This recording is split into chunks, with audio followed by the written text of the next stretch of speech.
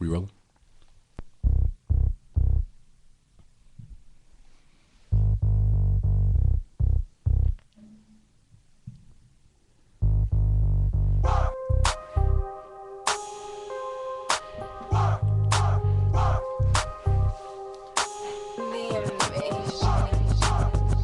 Two p.m. You know that music. You know what time it is. Dab City Radio in the Red Zone. Your boy Big J.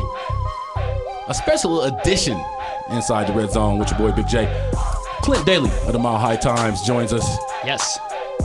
This is an official media takeout interview. Doing our thing nationwide. Shouts out to Media Takeout doing their thing for a lot of years, man. That's where I got my gossip from, MediaTakeout.com. So, man, shouts out if you're online right now. After you listen to Dab City, go to MediaTakeout.com and check out all the stories that they got. Special editions, as I said, that means not only we on and bringing Clint in, but we also bring in a Denver native. Oh, what's up? Park Hill born and bred, you know what I'm saying? That means something special. That's something in my heart. You know, I love Park Hill, you know what I'm saying? Only a few of us, you know what I'm saying, that has made it out that building, but love to be back because I moved back to Park Hill too. But Derrick Martin with the Chicago Bears joins us right here inside the Red Zone. Yo, what's happening? Welcome. Thank you for being here, sir. Definitely. Yes. Thanks for having me. Now, you know, like I said, you're from Colorado, and you grew up playing in the DPL in the Denver Prep League, and you played against the Mobelos, the Georgias, the East. Now you come back and you see the league the way it is now, kind of spread out and everywhere. How does that make you feel? I'm not depressed. I'm more impressed that they was able to separate the schools. You know, Really. Because it's been a lot of people who do not appreciate how the league has been disbanded. I did an article in the Mile High Times a couple months ago about the DPL and how it has been disbanded. And then if you look at the neighborhoods now, it's kind of depression have set in because those schools no longer really compete against each other. Definitely. So it's definitely a different thing. But some people did look at it in a positive light. You know, you got the schools to play outside their normal, jurisdictions into seeing different parts of Colorado. So if you look at it like that, I definitely see the benefit. Yeah, and that's how I was looking at it because when I was in school, I went to TJ, the Spartans, in the Elite Eight this weekend. Shameless plug. Right. But yeah, we used to run through teams, man, and then we would get to the suburban schools, and then we would get smacked. So being able to play the suburban schools during the season and being prepared for them during the postseason, I think is a benefit for them if they are prepared during the regular season. Right. They just haven't been prepared during the regular season. So you like the fact that now they kind of can identify with who they're going to play and a style of play, because I think that was the main thing. For Denver Prep League teams was they would get to the playoffs and they were used to just one style of play, the up-tempo, fast-paced Denver Prep League style, and then when they got to some kind of grind-out teams, it was kind of tough for them. So I can see your point, but I kind of miss the passion of especially in basketball. I kind of miss the passion of the Denver Prep League. So hopefully they can kind of balance that back. But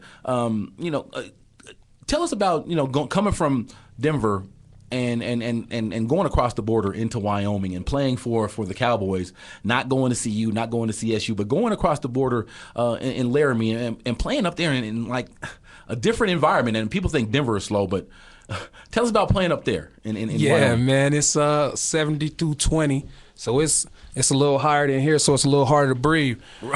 But as far as going up there, man, it wasn't as different as I thought. It changed a little bit from what I was used to. Working on my ears right now. But being able to go up there and get to know each other, know people that I wasn't used to, and be around people that I wasn't used to was a great thing. And it helped me broaden my horizons. Mm-hmm. Derrick, what got you up to Wyoming? Was it the head coach? I mean, you had Joe Glenn up there at the time, who is a phenomenal coach. We know him a little bit, obviously, from UNC. Is that what got you to go to Wyoming? Was Joe Glenn? Yeah, Joe Glenn's the man, bro. Yeah, he came down there and sat in my living room, man, with my mom, my cousins, my aunt. This is when we were all in one house, about 8 of us, and he came up there and got real comfortable real quick. And it's good to be able to see something like that, man. He was probably pushing 60, 70 then. Sure. 50, 60, 70. And he's very easy to relate to. And he was a father figure for me, at the most important time for me. Sure. And you were recruited pretty heavily by CU. I know. I believe that was maybe Gary Barnett's years. Is that who that was? Yeah, man. And he did me wrong, man. So Oh, wow. yeah, I could tell y'all about that now. So I went up there for my junior year, and they offered me a scholarship, and I thought that's where I was going to go. I was on the Buff board, and I was feeling good about that. I went up there again prior to my senior season, and they were bringing somebody else in. Can't really remember his name, but they told me I pretty much wouldn't play up there, and I'll be behind him for most of my career there. So I just left him on the line, man, until February 5th, and then I shot up to Wyoming on him. Well, getting him back. But, that whole administration was kind of, bogus up there with Gary Barnett with the things that happened under his regime up in CU. So I can definitely understand that. Yeah. And there were some good guys up there at the same time. So, I'm sure it was the coach and not the players. Right. It definitely was. Yeah, because there were some. I mean, they had some talented players up there. Would have been a nice fit for you. Gary Barnett was they went to the bowl. Sure. They went to a bowl Sure. all the time. Winning the Big 12 and a lot more than we kind of remember. We kind of forget that at the time they had just merged. But yeah, those are some winning teams. Right. That would have been a good fit for you. Hey, and I don't mean to switch gears on you. We just finished with the NFL Combine. You went through the Combine. I can't imagine having basically a job interview that has a physical challenge to it. What was that process like for you as a young player? You saw these guys that just went through it. What are those guys going through when they run through those underwear Olympics like that? It's exciting. It's nerve-wracking.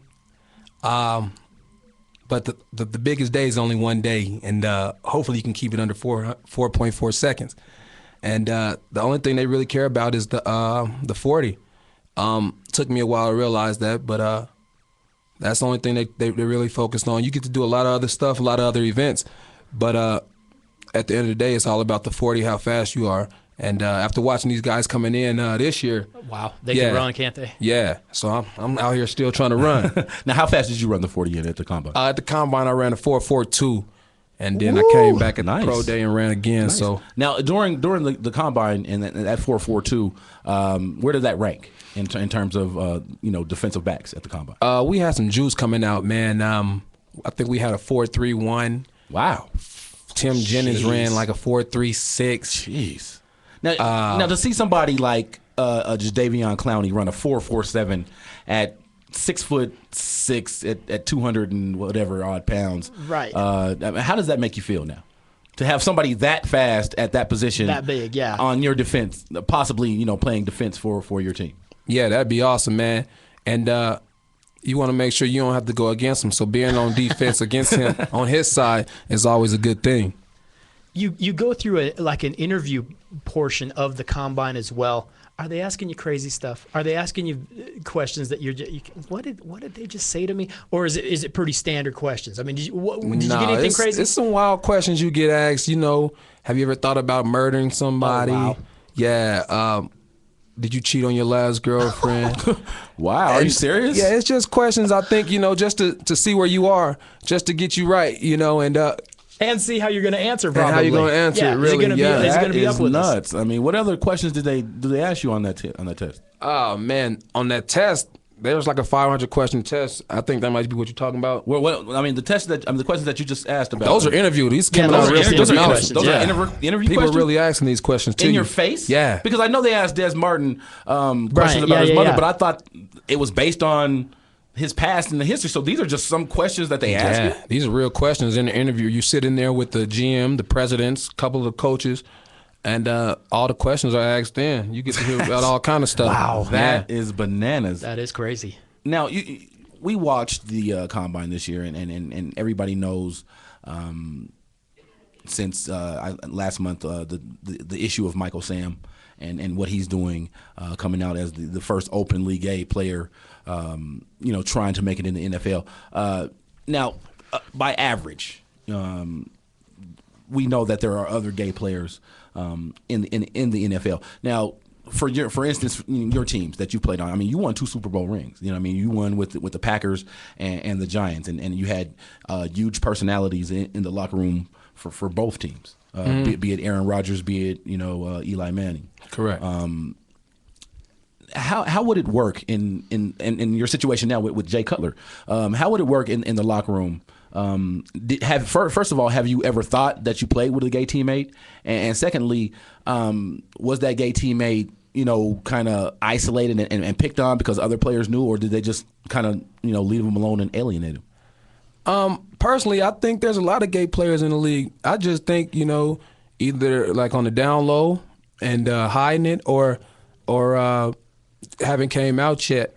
Now, do you ask this because of their play on the field? Because sometimes I'm watching the game, I'll be like, that is so gay. You know what I'm saying? Yeah. And I shouldn't say that, but I mean, is that why? Because they're a player, or do you actually think they're gay? Just because of things I've seen and things of that sort. Okay. But I won't ask you to give any names, but definitely not. Yeah, no. But as long as they're performing, as long as we're winning, man, I really don't care about anybody's sexual orientation or anything like that. That's what I was going to say. I'm about winning. Yeah. To you, you're about winning. You're going to sit there and say, "Hey, can you play or can you not play?" Yeah, definitely. Because if you're straight and you can't play, I don't want you here either. You're in the way. Yes, you're in the way. And if you're gay and you can't play, you're in the way. So that rhymes. However it goes, man. Now, Michael Sam's father came out and said that he liked his NFL a certain way, and that was anti-gay. And he just didn't want gays in the locker room. Is that the sentiment for most of the NFL? You just said that if you can win, it doesn't matter. If you're a winning player and you can play football, it doesn't matter if you're gay or not. Now, of course, that's all the right things are being said. But how many people actually feel like that in the NFL? How many guys can you go to and say he would actually want to play with a gay player, whether he was good at football or not? I think the question would depend on how many games they won, how many rings they won. Because if you're winning rings and somebody's gay on the team, it doesn't matter. But if you're losing and somebody's gay, I think they would make that a bad situation. A bad situation.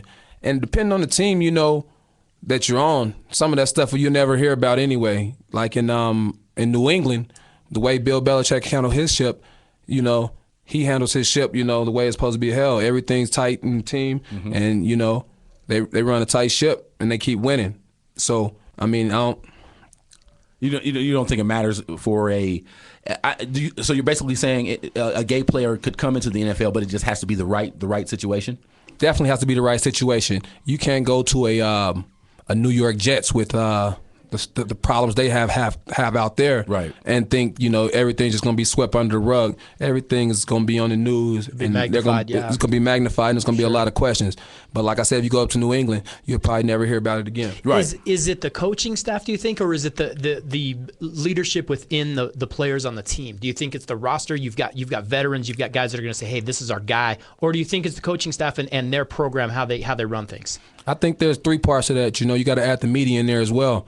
Because they come back every day and asking the same questions, and by the time you hear it the 5th day, you're getting a little mad. You're out there performing well too. Sure. And they keep asking you, how do you feel about your gay teammate? How about that person? How about that person? Yeah. So what about me? Well, and you spent time in New York. For those of you who don't know, Derrick Martin has spent time drafted by the Ravens. You played with the Packers. You played with the Giants. You got 2 Super Bowl rings. You played with the Patriots, like you said, and now you're with Chicago Bears. So you've seen some different rosters, and you have had the opportunity to play for some amazing coaches. Holy cow, you've got a great resume for coaches that you've played for. Yeah, man, and I think that's what's kept my career alive, man. These coaches There's great coaches at the top, and the way you handle your team, helps your position as well, and helps them stay in the league as well. Right. So, I thank my coaches as well. But the way you handle your ship at top is the way your team will play and perform. Sure. So you've played for Bill Belichick. You've played for great organizations like the Green Bay Packers and the New York Giants. You've played for Tom Coughlin. You won Super Bowls with players the caliber of Aaron Rodgers and guys like that. What does it mean to you to play in the NFL? every Sunday when you strap it up, do you go and just think about some of the greats who preceded you, not just on your team, but just in the league in general? And you're a defensive back, so Deion Sanders once played on this field. I mean, does it feel good? Is it surreal to you every Sunday? Yeah, man, and it takes that first hit to really knock you out of that surrealness, right? It's crazy. No more daydreaming. Yeah, and it's crazy because Sunday you play on Sunday, so first you give thanks to God, right? And then man, you get out there, you take that first hit, you like, man, I guess it's game time. It's not a dream no more. So I mean, I try to strap them. Yeah, not like that. Right. So I try to strap them on every game, man. Like it could be my last, and I love playing the game. Definitely. Derrick, you came into the league. You're drafted by the Baltimore Ravens, like I said. How intimidating was it to come in with the defense that they had there? I mean, you got two guys that are Hall of Famers in Ray Lewis, Ed Reed. Obviously, I believe you came in at the same time as Lodinata. So, but to come into a defense like that had to be a little bit intimidating as a young player coming in. What was that like? Man, it was great, man. It was, like he said, surreal.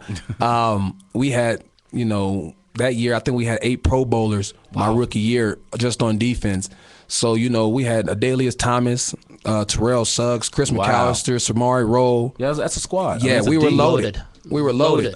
Man. You come in and like Clint said, you get drafted by the Ravens, and you come into a situation where there's an Ed Reed and a Hall of Famer and Ray Lewis and a Hall of Famer. And obviously growing up playing football, you've kind of are thrust into a historian role because, like I said, you know some of the players who played before. So playing with a Ray Lewis, and I think he's made maybe the top football play I've ever seen in my life.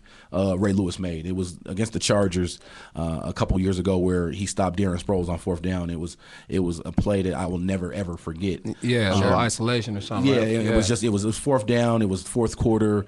It was ISO play, and Ray Lewis blitzed and hit him in the right to the left side. I remember that one. I mean, that was a football play. Right in terms of great to the game, where do you rank Ray Lewis? Oh man, for me, he's the top. He's the top? I've watched him play. I've watched him mentor. I've watched him practice. I watched him carry a team to the Super Bowl. So man, I think he's the best. Man, his last year he was flying around everywhere. It's crazy. When I got there, he was flying around everywhere. At linebacker, so are we going to say middle linebacker, or are we going to say just linebacker? Period. You have Ray Lewis because I don't know if I could put Ray Lewis over a LT. I mean, come on. No, but at middle. But at middle, Clint is a great point. Yeah, Lawrence Taylor was more like a defensive end now, or an outside linebacker, like Terrell Suggs type thing. And he was always, going against tackles and coming off the edge. I mean, he was nice. He was great. But to see Ray, shed a blocker from a guard, spin off the fullback and bang that tailback in the backfield, man, that's big, and I've seen it happen. That's the thing of beauty. Yeah, I've seen it happen. And the way he motivates the team, man, and everybody's out there ready to die for him, you can't beat that. Now, when you came in and you're drafted by the Ravens, you're with them. I've heard, and you know more than anyone, I've heard that Ray Lewis is a little hard on the rookies. But was there a player that kind of took you under his wing and said, "Hey, let me show you the way. Let me show you, the way to be a professional football player"? Who was that guy that kind of helped you out, or was it a coach, or was it a player? For me, it was probably Corey Ivy, man. Corey Ivy won a Super Bowl with the St. Louis Rams, and he came over there. He was playing year 6, year 7, and he taught me how to play the game, really, and he was a special teamer, man, and he stuck around playing special teams. He played nickel, played corner, played dime, and I found myself here in year 9, man, playing special teams, playing nickel, playing dime, playing corner. Now you're the mentor to these younger guys. Yeah, and it's funny, man, and it's funny to watch them grow as well. Sure. Inside the Red Zone, your boy Big J, Clint Daly, special guest Derrick Martin of the Chicago Bears joining us right now on Dab City Radio. Now, you play one of the toughest positions in the NFL, cornerback, and I'm going to ask you, what I'm saying? You've played in several years, you've won championships, and who's the hardest guy to you to cover? Who was the hardest guy that when you went out there on Sunday, you was like, damn, I got this dude. this dude's my assignment as far as physical speed, route running. Who's that guy? You talking about like past or present or like I mean, ever? again, the Any guy guy that you you had to guard. had to match up with You had to any shut him Sunday. down, yeah. That you had to match up with. Oh man, there was a lot of greats out there, but I think it was probably the '07 Chad Johnson. Really? '07 Chad Johnson, man. I can see that. I can see that. He had great feet. It was probably '06, '07, probably '08 too. Was it before or after Ocho Cinco? It was before Ocho Cinco, Okay, man. yeah, because he was. It was when he was Yeah. dancing on everybody, and Oh, man. yeah, Some of the end zone celebrations he was doing when they Yeah. were taking pitch. I mean, that's when he was in his heyday. in his heyday. And people So forget about how good he was. Almost uncoverable. Yeah. Oh yes, I think Yeah. so. and That's then good. Carson Palmer was putting the ball right where it needed to be. I think that was probably one of the hardest receivers I had to cover ever. I think they should have won a Super Bowl, honestly. Oh, man. Carson Palmer hurt his knee the first pass against the Steelers one of those years. Talented was team. out. And they should have won a Super Bowl. But Marvin Lewis has stole money from that organization for the past 4 or 5 years. And I don't think, and just talking off subject here, but I just don't think Andy Dalton is that guy. I think Andy Dalton has maxed out. And I just Yeah, I he don't might think we're gonna have see- reached his peak. I don't think we're going to see anything greater or as good from that team. But just back to our guest here, Derrick Yeah, Martin. he's gonna want to get paid too. That's the bad part. You play in Chicago in Soldier Field, in one of the most historic places in the NFL to play. Tell us what it's like to play in Soldier Field and the fan base. I mean, aside from thinking about here in Denver and the fans here and the rabid fans here and other places, how is it to play in Chicago with that fan base? Man, it's great. The fans, they come out. We played a game, I'm thinking it was like 5 degrees. I don't know if that was a below 5 or above 5, but At it that was point, it don't icy matter. cold and the stands was packed, man. Yeah. And then we played another game. We had like a tornado on the south side of Chicago. We come yeah. back out after halftime and the stands are packed. So there's some diehard fans, man. They're great fans. They're there for us, win, lose, or draw. And I'm happy to be out there. I mean, it's a great thing to be on a team. You're from Denver, and you're on a team with 2 Denver former Denver players, Jay Cutler, Brandon Marshall. Do you kind of identify with them because they played here, you lived here? You know what I'm saying? Do you kind of hang out with them? And what is it like playing on a team, especially with Jay Cutler, who seems like a weird dude, but I think he gets a knock. But I think he's one of the most talented dudes in the league. I just think he's one of those different types of dudes. So what is it like to play with Jay Cutler? It's great, man. I first had that feeling for Jay as well, but after being around him, in the team, he's a great leader. He can spin that ball, out of a quarterback. can. All you want is somebody He that can can throw spin it. that ball, man. He can throw that ball, man, better than most quarterbacks. He's a great leader, like I said, and he can have people following. That's something you always want in your quarterback, somebody that can lead and can show you to where you're trying to get to. Do you got to match up with Brandon Marshall in practice? Is that a guy you got to? He's got to make you better. He's so Yeah. big. He's so strong. To match up with a guy like that has got to prepare you for your work that you do on Sundays. Definitely. Him as well as Alshon Jeffrey. They give you a full. man, they you give guys you a are full loaded at day's wide work, receiver. man. And that's 3-4 days a week you get that full body of work. So by the time Sunday comes, it makes it look easy. The NFC North, and I don't want to get ahead of myself, but because we don't know where everybody's going to be, but the NFC North consistently is just so competitive. What was that like to go into that scene where there are these old rivalries and there are these bitter rivalries with the Packers, with the Vikings, with the Lions? What is that like to get in on that? Those are the best games, man. That's when everybody's coming, strap them on. You don't have to wait for the first hit, before the hit comes. Sure. But everybody's ready to play. So it's a great conference to be in where everybody's competitive, and you got to play them at least twice a year. And if you don't win them, you're not gonna make it to the big show. Right, and you guys went down to the wire this last year. I mean, we didn't know till the final week who was going to get in from that division. Tough. It is tough, and I felt for you. I thought you guys were going to get in. I know that had to be a rough one to get over, but man, what a fun competitive division you guys have. Yeah, I think it's gonna build character, man. That was our coach's Mark Trestman's first year. Yeah. And the whole staff. I think for next year, man, it's gonna build us. It's gonna make us that much stronger. It's gonna put us over that hump. We're gonna start here in April, and I think we're gonna be ready for ready to play in January next year, hopefully. I hear such good things about Mark Trestman. I hear players love to play for that guy. What is he like? Give us a little bit of inside look at Mark Trestman, because we hear good things from him. Right, that's what I wanted to know. Yeah. Yeah, at first he caught me off guard because of the different coaches I were used to. They were so stern and things of that sort. So when I got there, it was a little unsettling. But as he's more relaxed. He's more relaxed. Interesting. And he's an offensive mind. He's a great offensive mind. A genius, right? And a genius almost. Okay. So it's a bit scary to where you're always questioning, is he doing it right, or what is he doing it for? And wise coach told me, why will answer itself in time. So by the time I got there and got situated and understood what was going on, I understood why he was running that play and why he's running this play and why he's doing this. And I think once everybody else on our team understands that, we're going to be a much better team. I think when you look at a Mark Trestman, who is a genius, he came from the CFL.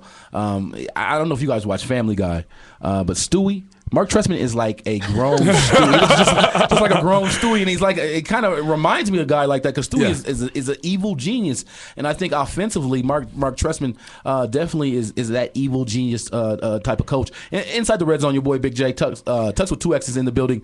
Clint Daly also joining us here with Derrick Martin on the red zone, and we talked about Mark Trestman being a genius and one of those coaches who's known for the brilliance of the X's and O's, and you play for another guy like that, Bill Belichick, and give me the differences in playing for just a taskmaster, as Belichick seems to be, and to playing for a relaxed guy like Mark Trestman, who seems like he just listens to classical music in his office and wears a mock turtleneck all year long and just sits back and relaxes. Yeah, for like a guy like Belichick, man, you got a lot of guys walking around on eggshells. Right. And for like Trestman, he's a guy you can talk to. He's going to talk to you, and you guys can communicate. Belichick, he wasn't a big talker. You have to approach him. Trestman, though, on the other hand, he's a very approachable guy.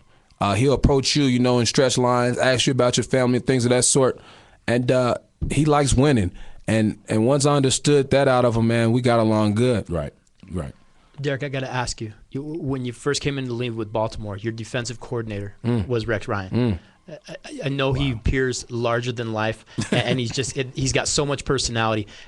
But guys that play for him love him. Yeah. You got any Rex Ryan stories? What was he like as a rookie coming in? Man, he was awesome, man. And I got a quick story for Terrell Suggs. Terrell Suggs had to get like one more sack to get a signing bonus, and Rex Ryan made sure he got that sack, man. Wow. And that's the kind of guy you want to fight for, man. I'm talking about, we had like 12 different blitzes for Terrell Suggs that week, man. And probably third quarter he got that sack, man, and it was great, man. He came over, hugged Rex, because that money means a lot to players, and right. and be able to get They that wanna sack play for him, yeah. to get that sack, man. Because most coaches will probably not even play him that week. We're trying to save you for the playoff type thing, Sure. or something like that. There's always a good excuse, but that Rex, man, he's a coach you want to play for, and he knows what he's talking about as well. So you can't beat that. Well, Clint mentioned the tough year you guys had last year, and the conference that you playing. I mean, playing in the NFC North division. With the the Bears, the Lions, the Green Bay Packers, just some of those rivalries, the Minnesota Vikings that he talked about. What do we expect going into 2014 from the Chicago Bears? What can we look for? I mean, this was a team that was on the edge this year. Jay Cutler goes down for a few games, but you still get some wins from the backup guy. Cutler's going into the season healthy. I think Matt Forte is signed. What can we expect from the Bears? We're gonna have a mastermind and coach. Right. He's gonna be an offensive genius. They bringing me back. That means we're gonna have a great special teams. Tim Jennings is coming back at the corner. Up front on defense, I know they're gonna put something together for us. We got a lot of guys coming back off of injuries.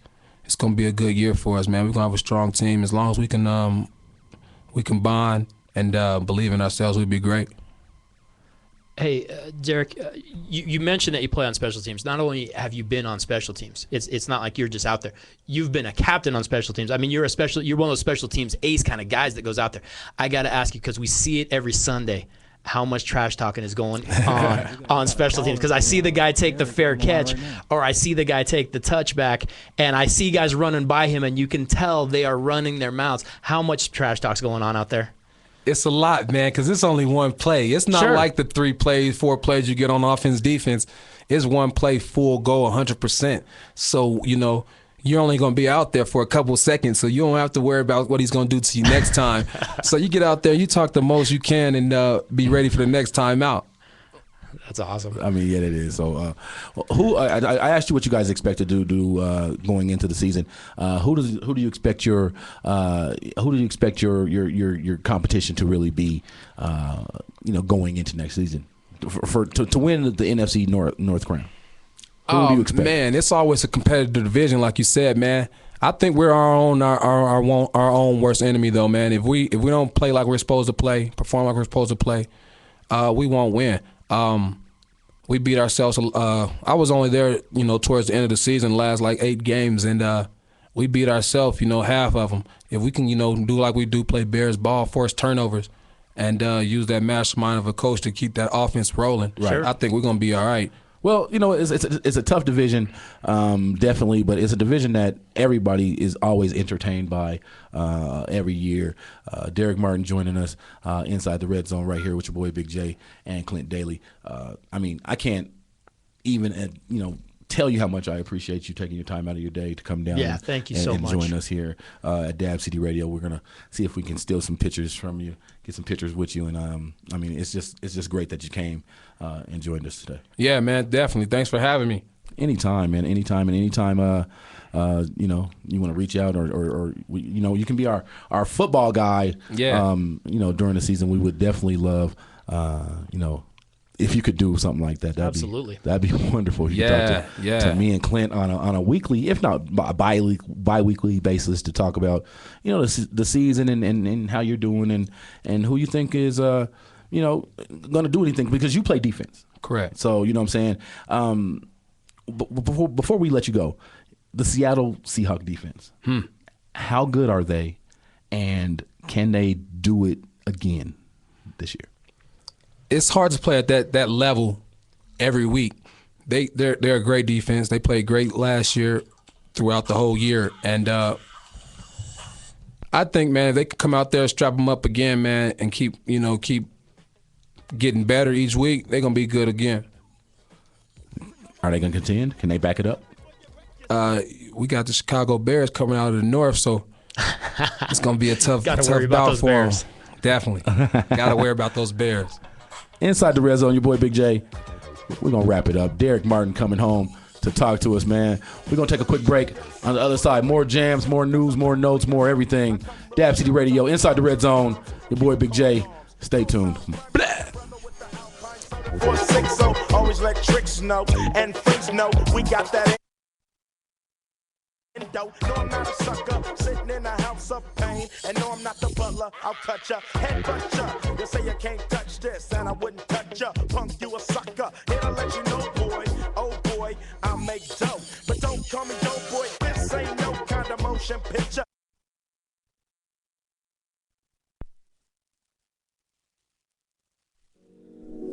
Yeah.